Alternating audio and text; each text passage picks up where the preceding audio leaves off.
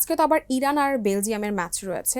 তো সেক্ষেত্রে ইরান আর বেলজিয়ামের বিপক্ষে মানে আমার কথা হচ্ছে যে ওদের কৌশলটা আসলে কে নিবে, মাঠের যে কৌশলটা, ইরান নাকি বেলজিয়াম, এখানে কার পারফরমেন্সটা চোখে পড়ার মতো হবে? এখানে তো আপনি স্বাভাবিকভাবে আপনি যেটা আমরা কিছুক্ষণ আগে আলোচনা করছিলাম যে স্পেনের হচ্ছে সৌদি আরবের ম্যাচ নিয়ে, স্বাভাবিকভাবে বেলজিয়াম এগিয়ে থাকবে। কারণ তারা জানে আসলে বিশ্বমঞ্চে কিভাবে পারফর্ম করতে হয় এবং তাদের ট্র্যাক রেকর্ড সেটাই বলে। আর যেটা বললেন ইরানের ক্ষেত্রে যে বিষয়টা বললেন, ইরানও ভালো করেছে, তাদের গ্রুপে এখনো পর্যন্ত কেউ জয় পায়নি। তো এই যে জয় পাচ্ছে না, এটা হচ্ছে একটা বড় একটা কনসার্নের জায়গা। যেটা মাহফুজ ভাই বলছিল যে বড় দলগুলোর ক্ষেত্রে যেটা হয়, তারা যখন খুব বেশি প্রেশারে থাকে তারা কিন্তু হুট করে বের হয়ে আসে, সেই প্রেশার কিভাবে রিলিজ করতে হয় তারা এটা খুব ভালো মতো জানে। আর ছোট দলগুলোর ক্ষেত্রে আবার সেই জায়গাটাতে তারা হয়তো চাপে পড়ে যায় অতিরিক্ত প্রেশারের কারণে, কারণ এখন যে দলে জিতবে তারাই কিন্তু নকআউটে থ্রু করার একটা সুযোগ থাকবে যখন আপনি সবাই ড্র করে। তো এখানে ড্র আসলে ইরানের ক্ষেত্রে যেটা হয়, ইরান চমক দিতে পারে। কারণ বেলজিয়াম এর আগে আমরা দেখেছি বেলজিয়াম বিশ্বকাপে আসলে কি করেছে, গত কয়েকটা বিশ্বকাপে তারা হুট করে কিন্তু তারা নকআউট থেকে বাদ পড়ে গেছে। তো বাদ পড়েছে এই যে তুলনামূলক যারা একটু আমরা দুর্বল কিংবা একটু কম শক্তিশালী দল তাদের বিপক্ষেই। তো এই যেই জুজু যেটা আমরা বলি আর কি, এই জুজু কিন্তু বেলজিয়ামে রয়েছে। তো এখানে আসলে যে কোনো কিছু হতে পারে। আর লুকাকু রয়েছে, ডি ব্রুইনে রয়েছে, তাদেরকে দায়িত্ব নিতে হবে কারণ তারা সিনিয়র, টপ মোস্ট সিনিয়র তার টিমের। তারা আসলে কতটা দায়িত্ব নিতে পারে এটা একটা বড় বিষয়। ইরান যেহেতু আমরা জানি যে এই দেশগুলো, ইরান কিংবা মিশর বা মরক্কো, এদের খেলার যে ধরন অনেকটা কিন্তু একই রকম, তারা একই ধরনের ফুটবল খেলে। এই জায়গাটাতে তারা আসলে চেষ্টা করবে যে অন্তত ম্যাচটা ড্রয়ের দিকে নিয়ে যাওয়া যায় কিনা, কিংবা 1-0 গোলে জয়েন। তারা কিন্তু অনেক বড় কিংবা হাই স্কোরিং ম্যাচের প্রত্যাশা তারা করেন। একটা গোল দিলে দেন তারা ডিফেন্সিভ মোডে চলে যাবে এবং কোনোভাবে ম্যাচটা আসলে জেতা যায় কিনা তাদের ট্যাকটিক্স আসলে এরকমই থাকবে। তারা কিন্তু বেলজিয়ামের বিপক্ষে 2-3 গোলে জেতার আসলে কোনো সম্ভাবনা বা ওইটা আসলে পসিবল না আসলে এই ধরনের বিশ্বমঞ্চ আসলে এসে। আচ্ছা, ভাইয়ের কাছে প্রশ্ন হচ্ছে আমার, বেলজিয়ামের সবচেয়ে বড় শক্তির জায়গাটা কোনটা, এই একটা জিনিস। আরেকটা হচ্ছে যে ইরানের, ভাইয়া যে কথাটা বললো ইরানের পারফরমেন্সের ক্ষেত্রে, আমি বলি ইরানের জন্য ধরেন বাংলাদেশে কিন্তু অনেক ভক্ত সমর্থক রয়েছে। সো সেক্ষেত্রে ইরান কি আসলে বাংলাদেশের যে সমর্থকরা রয়েছে তাদেরকে হতাশ করে ফেলবে? আপনার কি মনে হয়? 2014 সালে খুব সম্ভবত গ্রুপ পর্বে আর্জেন্টিনার বিপক্ষে ইরান কিন্তু আর্জেন্টিনাকে হতাশ করছিল। সে সময় মেসি খুব সম্ভবত একটা গোল দিয়ে হচ্ছে গিয়ে বের করে নিয়ে আসে। আমি এই উদাহরণটা কেন দিলাম, ধরেন এই বিশ্বকাপে আসলে বেশ কয়েক জায়গায় বলেছি ইরানের আসলে হারানোর কিছু নেই, ইরান যা পাওয়ার তা পেয়ে গেছে। এখন ইরান যেটা সবচেয়ে বড় কনসার্ন জায়গা, যেটা ইরান কিন্তু মানে মাঠের বাইরের খেলাটা তাদের বেশি খেলতে হচ্ছে। মেক্সিকো থেকে এসে খেলে আবার চলে যাওয়া, তাদের ক্যাম্প কিন্তু মেক্সিকোতে, তারা কিন্তু মানে যুক্তরাষ্ট্রে থাকতে পারছে না বৈশ্বিক বাস্তবতার কারণেই।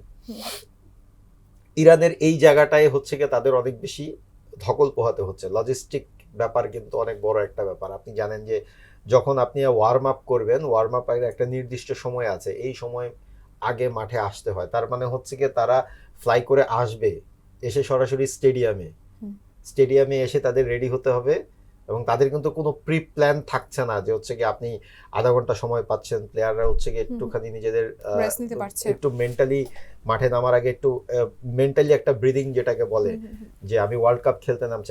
একজন গোলকিপার যদি হচ্ছে কি চিন্তা করে, ধরেন আজকে ইরানের গোলকিপারের কথাই যদি চিন্তা করেন, সে জানে যে লুকাকুকে তাকে সামলাতে হবে, কেভিন ডি ব্রুইনের শট তাকে সামলাতে হবে, তার একটা নিজস্ব একটা মেন্টাল ব্রিদিং এর দরকার আছে। সেই ব্রিদিংটা সে নিতে পারবে না, তার ব্রিদিং নিতে হবে হয়তো বা 35,000 ফিট উপরে বিমানের উপর। তো এই বিষয়গুলো কিন্তু অনেক বেশি ইফেক্ট করে। এরপর হচ্ছে কি আপনি যখন একটা উচ্চতা থেকে নেমে একটা অ্যাটমসফিয়ার থেকে এসে ওই 30-40,000 ফিট উপর থেকে বিমানে এসে মাটিতে নেমে আপনি ফুটবল খেলবেন, আপনার কিন্তু শরীরের একটা টোন শরীরের ব্লাড সার্কুলেশন বলেন কিংবা হচ্ছে গিয়ে ব্রিদিং বলেন, এই জিনিসগুলো অ্যাডজাস্ট করার একটা ব্যাপার থাকে। প্রায় 4টা টাইম জোন যুক্তরাষ্ট্রের মধ্যেই কয়েকটা, এবং এক এক জায়গায় খেলা। সো এটা সহজ না ইরানের জন্য। এই জায়গায় বেলজিয়াম মোটামুটি ভাবে বলা যায় যে তাদের একটা ইয়া থাকবে। আর আপনি বললেন যে মানে বেলজিয়ামের সবচেয়ে শক্তির জায়গা, বেলজিয়ামের শক্তির জায়গা হচ্ছে গিয়ে তাদের মিডফিল্ড এবং হচ্ছে গিয়ে অ্যাটাকিং থার্ড।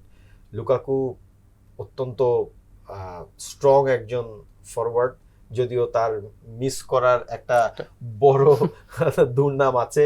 তিনি আসলে খুব ভালো ফুটবল খেলেন এবং একটা ব্লান্ডার করেন যেটা আসলে দলকে ডুবায়। তবে দলটাকে খেলাবেন খুব সম্ভবত কেভিন ডি ব্রুইনে, এবং তাকে কেন্দ্র করেই মূলত ইয়াটা হবে। আর ইরান আসলে এই ম্যাচে পয়েন্টের জন্য খেলবে, মানে তারা ড্রয়ের জন্য খেলবে না। আমার মনে হয় তারা এই ম্যাচটাকে একটা জিতে নেওয়ার different চেষ্টা করবে। জেতার চেষ্টা করবে, এটা সম্ভব ইরানের জন্য। কেমন হতে পারে প্রেডিকশন? আমার ধারণা ইরান হারবে, কিন্তু মার্জিনটা খুব বড় হবে না, সেটা 2-1 হতে পারে, আচ্ছা, আবার 1-0 হতে পারে, 0-0 তো হতে পারে। 0-0 হতে পারে, অসম্ভব কিছু না। বাট আমার মনে হয় যে এটা ইরানের জন্য, যেহেতু তারা একটা পয়েন্ট পেয়েছে, হুম হুম। ইরানের জন্য বিষয়টা টাফ হলো অসম্ভব না, মানে 0-0 অসম্ভব না। আবার ইরানের প্লেয়াররা কিন্তু রাশিয়ান লিগে খেলে 2-3 জন, খুব সম্ভবত ইংলিশ লিগে হচ্ছে গিয়ে 1-2 জন প্লেয়ার খুব একটা নিয়মিত না, বাকিরা সৌদি লিগ, বাংলাদেশের কাতার লিগ। ভক্তরা তার মানে কিছুটা হতাশায় ভুগতে পারে এই ম্যাচ শেষে। না, আপনি যদি চিন্তা করেন যে ইরান এবারের ওয়ার্ল্ড কাপে সেমিফাইনাল খেলবে, এই চিন্তাটা আকাশ কুসুম চিন্তা। এই চিন্তাটা না করে যদি এই বাস্তবতার নিরিখে চিন্তা করা যায় যে হচ্ছে গিয়ে ইরানের আসলে হারানোর কিছু নেই, ইরান যা ফুটবল খেলছে হুম হুম। এবং তারা এত কিছু বাদ দিয়ে, এত কিছু প্রতিকূলতা সামলে যুক্তরাষ্ট্রে এসে, হুম।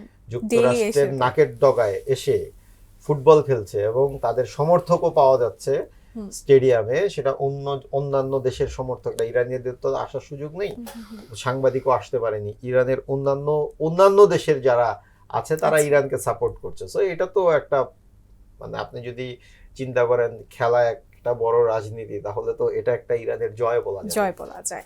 সে এসে যে পারফরমেন্স করতে পারছে, এটাই আমার মনে হয় ইরানের জন্য অনেক বড় কিছু। না, ডেফিনেটলি ইরান আরো ভালো করবে। মানে ইরান এই ম্যাচ দেখেন না, বেলজিয়ামের যে সহজ হবে না, বেলজিয়াম এত সহজে অনেক হাই ইন্টেন্সিটি ম্যাচ ম্যাচে। খেলেও ইরানের এগেনস্টে খুব সহজে জয় পাবে না। এটা ভেরি টাফ ডিফিকাল্ট ম্যাচ হবে এবং ম্যাচটা হয়তো বা হচ্ছে গিয়ে 60-40 হতে পারে। ওকে, আমরা আসলে দেখার অপেক্ষায় থাকবো শেষ পর্যন্ত কি হয়, ইরান কত গোলে এবং বেলজিয়ামের সাথে কত গোলে জিততে পারে না হারতে পারে, সেই ব্যাপারগুলো আসলে আমরা ম্যাচ শেষেই আসলে বিস্তারিত জানতে পারবো।